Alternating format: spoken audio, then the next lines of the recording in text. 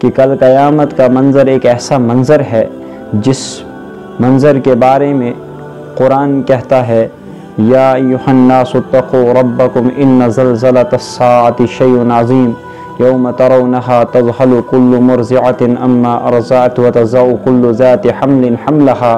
وترى الناس سکارى وما هم بسکارى ولكن عذاب اللہ شدید، جس کے بارے میں قرآن یہ کہے اور وہ کیسا دن ہوگا جس قیامت کے بارے میں قرآن کہے اذا زلزلت الارض زلزالها، جس کو قیامت کے بارے میں قرآن مجید کی صورت قاریہ میں آیا القاریۃ ما القاریہ وما ادراک ما القاریہ یوم یکون الناس کالفراش المبثوث،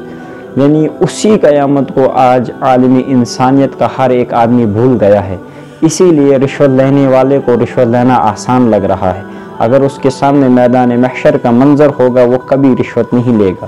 سود نہیں لے گا، کبھی بھی کسی آدمی کو ستائے گا نہیں، کبھی بھی کسی کا حق نہیں چھینے گا، کبھی بھی کسی کی جائیداد میں سے اس کا مال ہڑپ نہیں کرے گا، اس لیے کہ اس کے سامنے قبر کا منظر ہوگا، اس کے سامنے میدان محشر ہوگا۔ جب انسان ان تمام باتوں کو، قبر کو بھول جاتا ہے، میدان محشر کی ذلت و رسوائی کو بھول جاتا ہے، قرآن کے احکام کو بھول جاتا ہے، نبی کی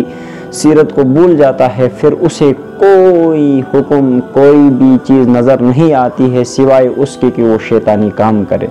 کیونکہ اللہ تعالیٰ خود کہتے ہیں فاذکرونی اذکرکم، یعنی تم مجھے یاد کرو میں تمہیں یاد کرتا ہوں، یعنی تم میرا ذکر کرو میں تمہارا ذکر کروں گا، یعنی تم دنیا والوں کے سامنے میرا ذکر کرو کہ میں آسمان والوں کے سامنے تمہارا ذکر کروں گا، تو آسمان والوں سے مراد فرشتے ہیں۔ اللہ مجھے بھی اور آپ کو بھی میدان محشر کی فکر، قبر کی فکر نصیب فرمائے، آمین ثم